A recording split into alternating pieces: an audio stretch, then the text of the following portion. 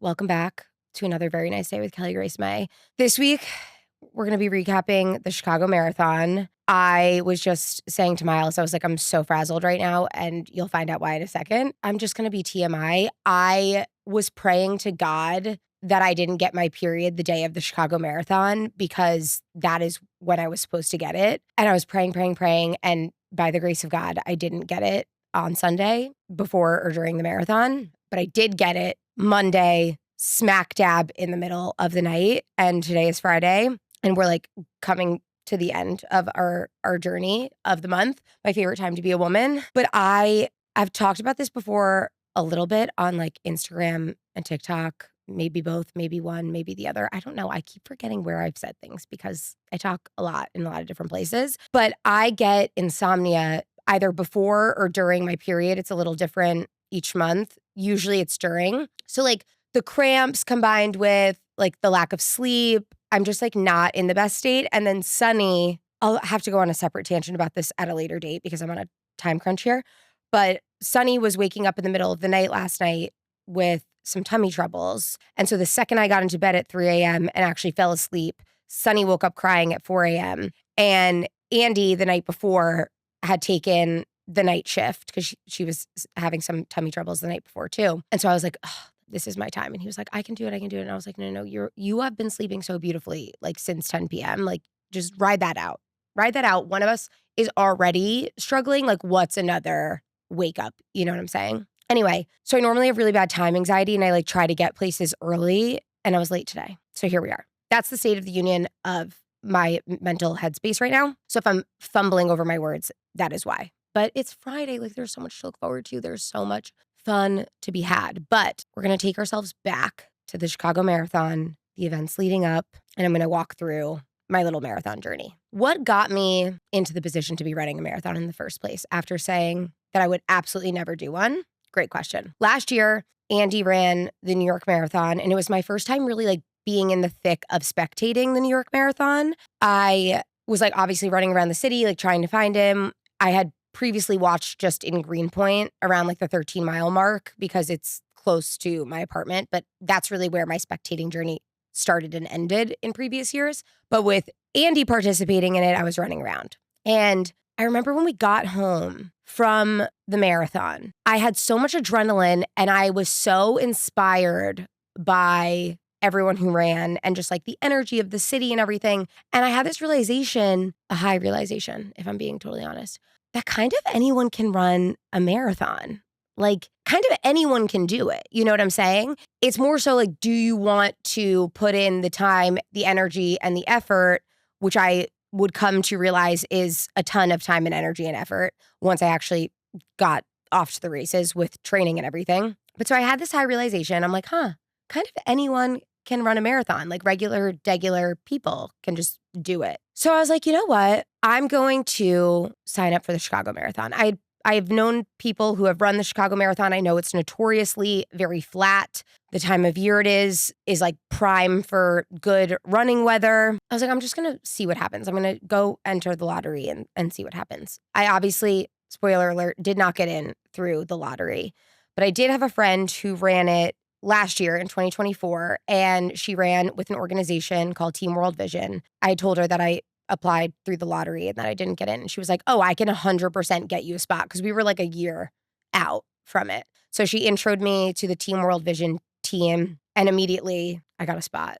And I was like, oh, shit, we're really doing this. Okay. And I kind of didn't even really tell anyone for a while because I was like, I hadn't processed that was something that I was actually going to be doing because it's a massive undertaking. So that's how I actually got myself into the position of running a marathon, was really just sparked by a high thought of like, kind of anyone can do it. And like, I could be one of those people. So fast forward a couple months later, I had realized the Brooklyn half marathon would be end of April. And I was like, okay, if I'm going to run a full marathon in October, I should probably run a half marathon end of April, because that will get me into the mode of like running a little bit, accomplishing half of the marathon, get myself acclimated to like what a race environment looks like, gels, all of those things. Because I was like, if I don't do this half marathon, who knows if I'll ever get to running. You know what I'm saying? So I started running in like February to prepare for the half in April. And a lot of people asked me about a training plan. And I have heard incredible things about the Runna app. I feel like a lot of people use that. I think there's a lot of different ways to put together a training plan for yourself based on like what kind of runner you are, what kind of experience you have with running. I just used the resources at my disposal, which are an in-house Andy. So Andy had put together a little plan for me, like for the half marathon, which just honestly consisted of me running a couple of times a week, short distances, just to get myself into the mode of running. And it was really hard at first. I was like, oh my God, this is never going to get easier. The biggest struggle for me was I was like, this is so fucking boring. And it was cold at the time and I didn't want to run outside. So I was running a lot on the treadmill. And I was just like, this is so boring. But slowly but surely, it does get easier. Like it really does. You just have to do it consistently. And for some background, I ran cross country and track in high school. Cross country is the only sport that I actually did all 4 years. I did cross country, basketball, and track for 3 years. And then my senior year, I only did cross country. And I loved running cross country. I loved it because I was good at it naturally. I liked that there was a sense of like team camaraderie. But then when it came time to race, it was you versus you. And I liked that. Because running is very isolating, especially as like now taking myself into adulthood and training for a marathon. It's a very different situation than running cross country in high school with a team. It's obviously like a massive difference in the distance that you're running, but you're an adult now. You have all these other responsibilities and you have to really commit yourself to showing up on the days that you don't want to. And you have to like stick to a plan and follow it. And it really reignited my love for running. I forgot how good it is for me mentally. Physically, I actually don't know how good it is for me, but mentally, it's so good for me. I feel like it really helps my ADHD.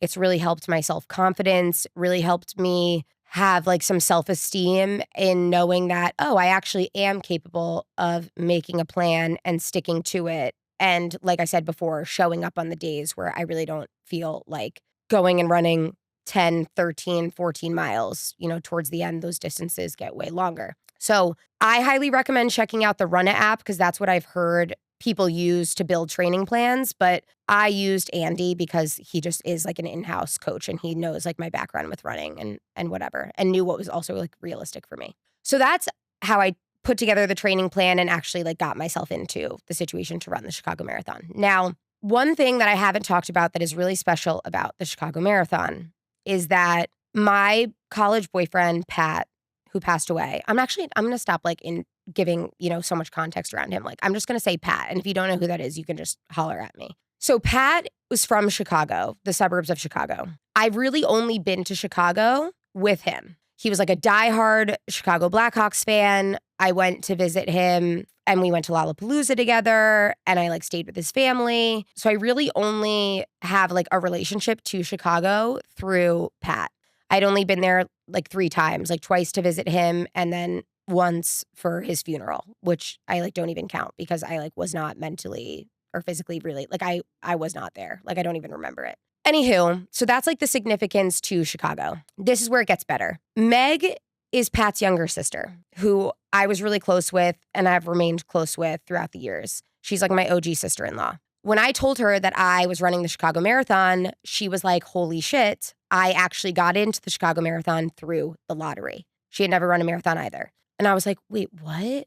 Okay, incredible. Like I get to run the marathon in Chicago. Meg's also going to run. Like this is amazing. In August, I texted her and I was like, Meg, I don't see you training. Like you're not on Strava. Like what is going on? Like, are you going to run or not? And she was like, I don't know. Like she's in business school right now at Northwestern, smart queen. She was like, I don't know. Like I'm in Europe. I'm kind of like bopping around, living my life, like having fun. I don't know like if it's going to happen. And I was just like, okay. I kind of like given up on the idea that she was also going to run it. And then like end of August, early September, she texts me and Andy in a group chat and she's like, hey guys, so I actually decided I'm going to give the marathon a go. Like what sneakers should I buy? Like what training plan should I use? Like what shorts should I buy? Andy's panicking. He's like, Kelly, oh my God. She's going to train for a marathon with like 4 weeks notice. And I was like, yes, she is a youngest daughter. So like she is going to do it. So just like don't tell her not to do it because she's going to do it. And like, she's a spring chicken. She's 27. Like, she's going to be fine. So she decides she's going to run. Amazing. We get our corral,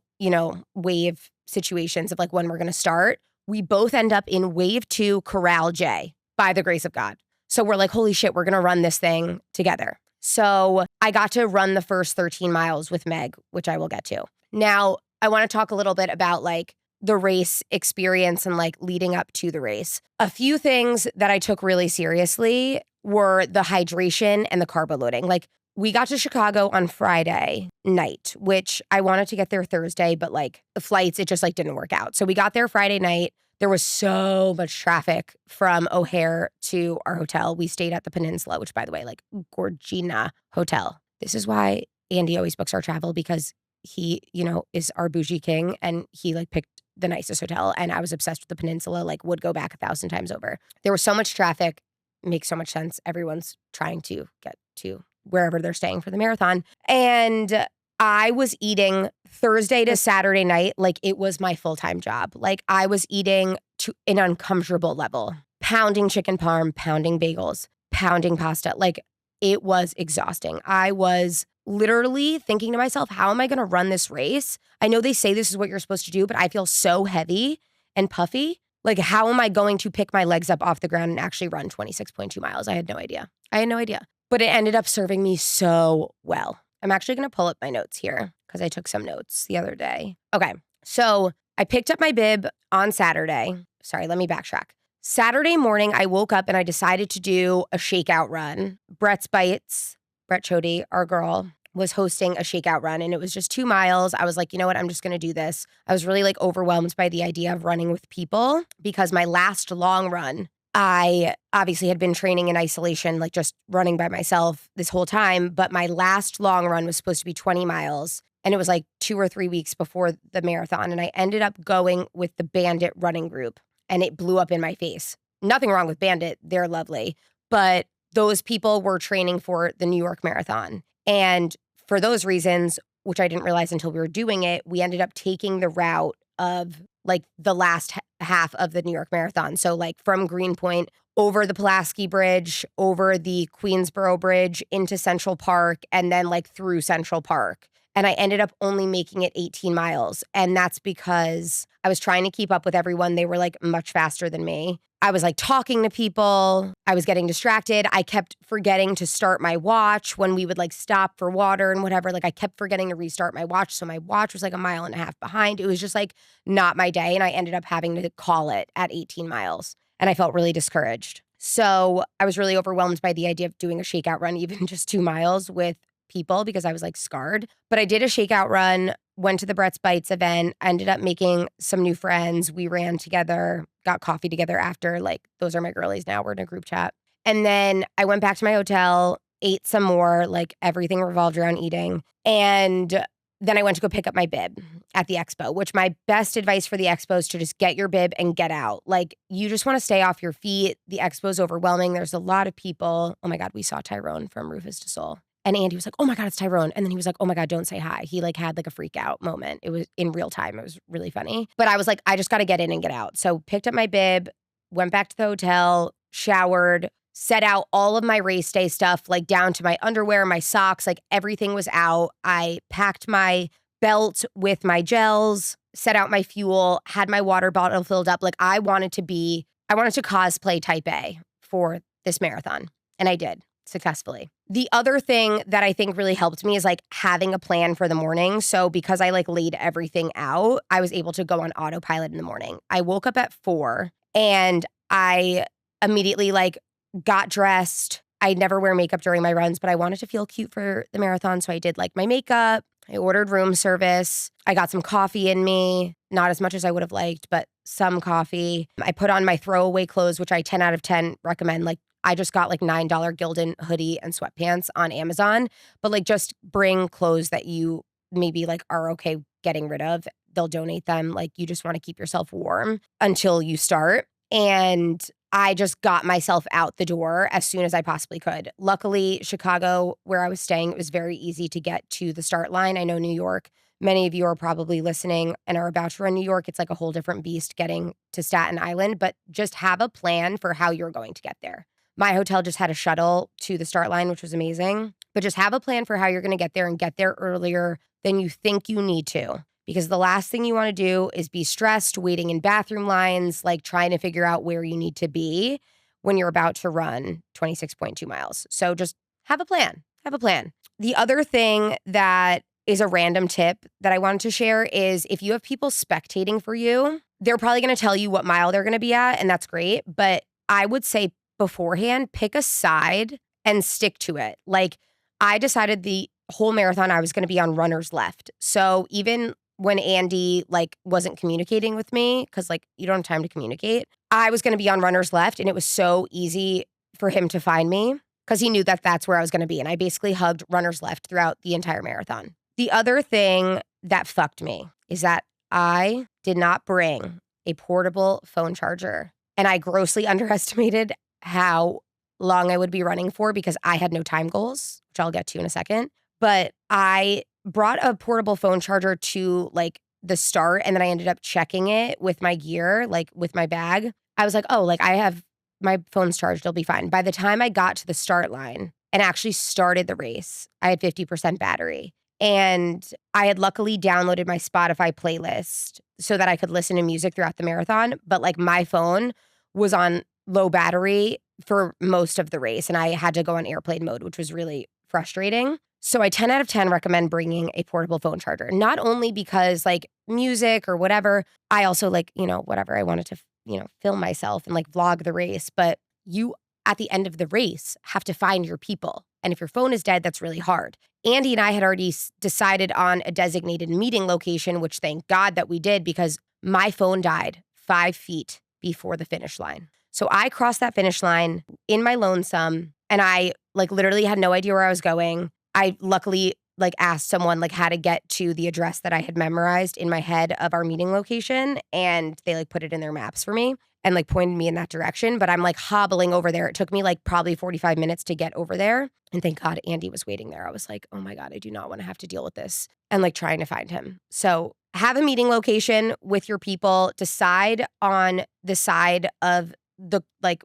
runner's left or runner's right that you're going to be on so that like you can see the people spectating for you because it does give you a boost. Oh, another phone related thing. Someone, shout out Caroline, actually, that is the someone, had told me about the Rally app, and I had never heard of it. And I highly recommend, especially if you're going to be prepared and bring a phone charger, unlike me, which by the way, there are so many that you can get on Amazon. And like, I think there are some that clip directly to the back of your phone, and they're not like these blocks. Like I only had a block. So I was like, I don't want to run with that, but we've innovated and there are way lighter ways to have a portable charger. So just get one. But the Rally app is this app that you basically send a link to your loved ones, and they can record voice notes for you. Once you start the race, you hit start race on the app, and it will actually play you a voice note at every mile from your loved ones. And literally, like, my only regret from the marathon is that I didn't bring a portable phone charger because my phone was dying. I didn't get to listen to all of the voice notes during the race. And I got to listen to them after, and I literally cried my eyes out listening to these voice notes because I think I literally would have run so much faster if I had these playing in my headphones during the race. Like, I fucked myself by being on airplane mode because I had to conserve battery. This app is such a good idea. I'm so mad that I didn't think of it. And I just 10 out of 10 recommend, like, if I had been able to listen to those voice notes during the race, I would have been probably crying my eyes out. So maybe it's a good thing. But it was so cute, just such a good idea. If you like need an extra boost, like seeing your people spectating is amazing. But like when you're in those miles alone where you can't see your people because they can't be everywhere, having that is so special. And I can't recommend it enough. Like, such a good idea for an app. Now we're going to get into like actual race day things. So woke up at 4. I didn't start the race until like 8:15. I found Meg and we ran the first 13 miles together. And my intention for the marathon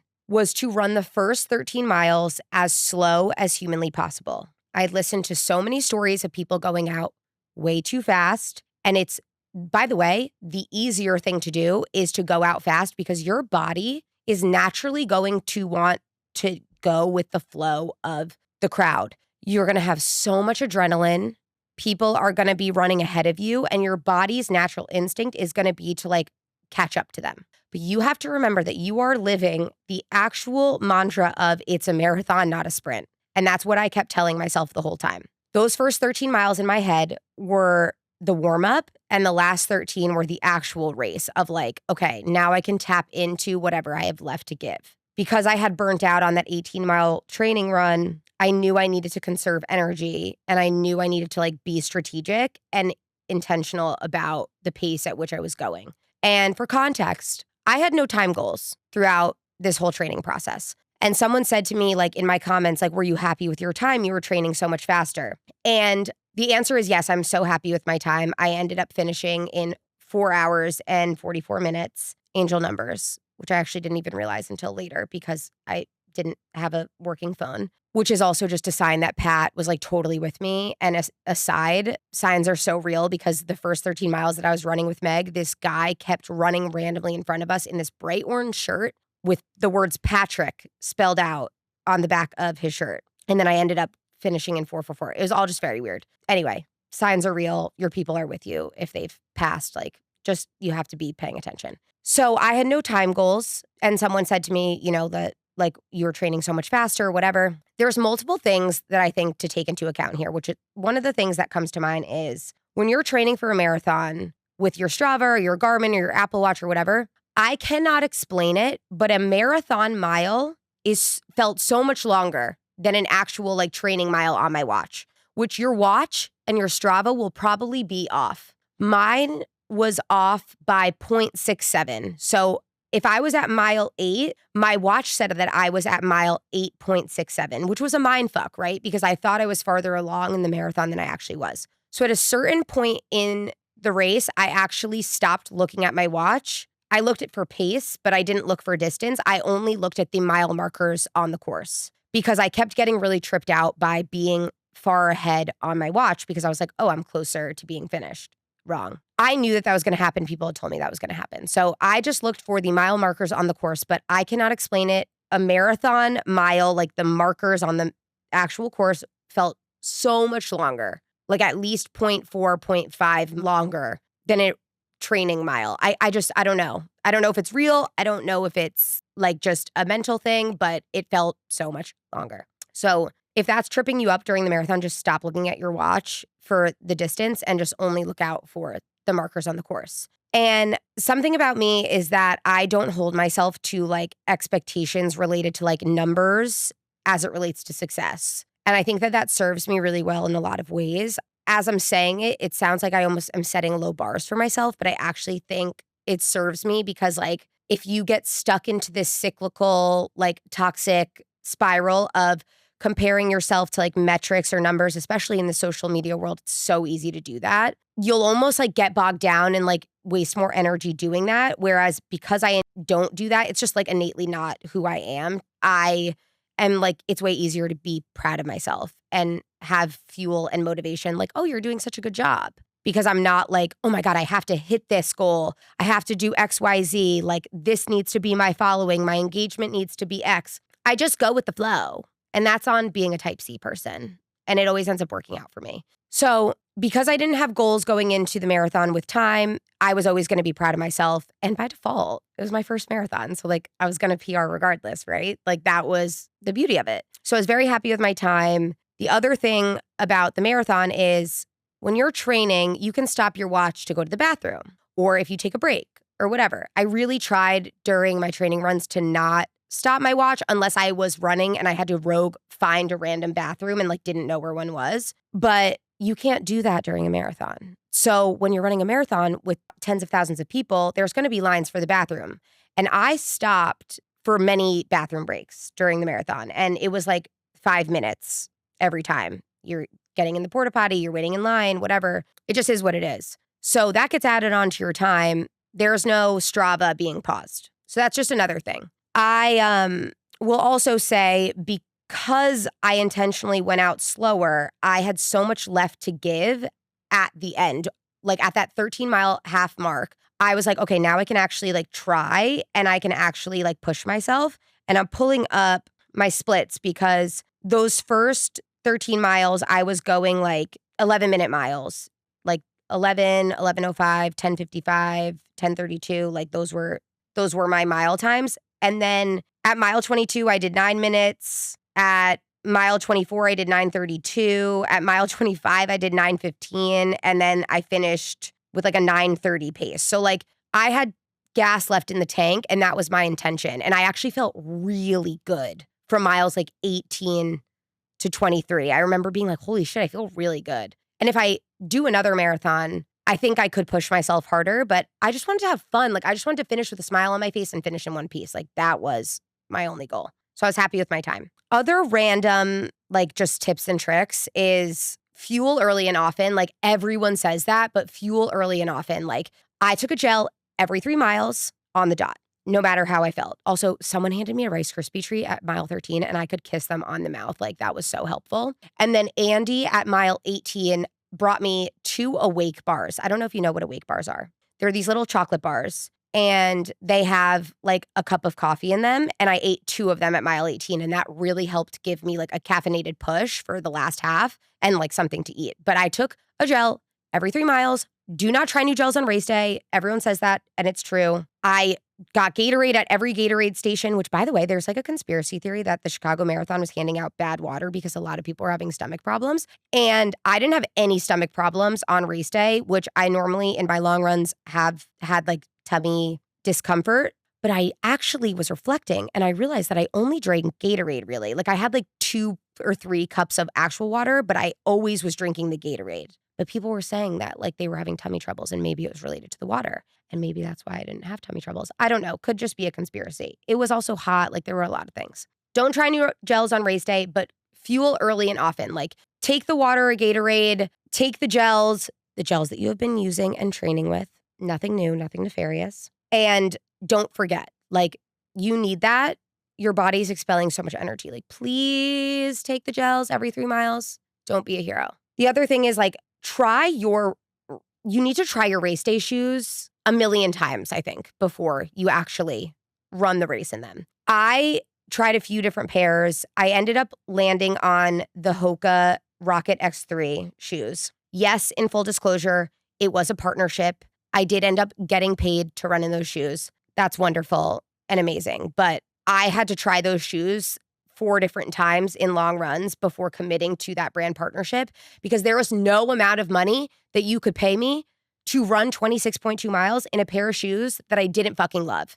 So I loved the Hoka Rocket X3s, like loved them. I would not have run in them even if they were paying me an exorbitant amount of money. Like I wouldn't have. So those are the shoes that I ran in and I had tried them and taken them on many long runs. They're carbon plated, so like we went fast. They didn't give me blisters, which was a problem I found with a lot of other shoes. So try your race day shoes, take them for many spins during your training process. And I would say the same thing for your race day outfit. I ran in a Bandit top and Bandit shorts. I love Bandit. I also wore their socks. They have pockets everywhere. This was really helpful because my belt, I didn't want it to be like super weighed down. So I had some gels in each side of my shorts.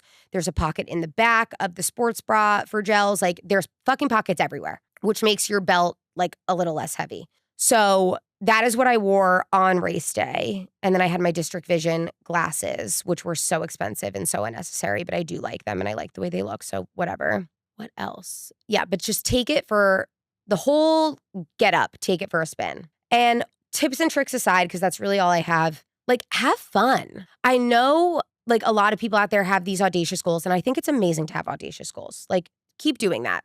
But I just don't want you to cross the finish line. And if the day doesn't go how you foresaw it, then you're like all upset and disappointed because like you've trained months and months for this. Like you've committed so much time. Like looking back, my whole life revolved around running and eating and sleeping and like planning long runs and Saturdays dedicated to long runs. Like you got to like find a way to enjoy yourself, even if it doesn't go the way that you thought. You know what I'm saying? And like, it's such a fun day. Like I said to someone the other day, the marathon was like the easiest long run I've ever done. And I think that's because I did the carbo load on an insane level. I fueled early and often. I went out slower than I wanted to. Like my body, I was fighting my body to go slow. And I'm so happy I did that because I like took it all in. I was present. I was having fun.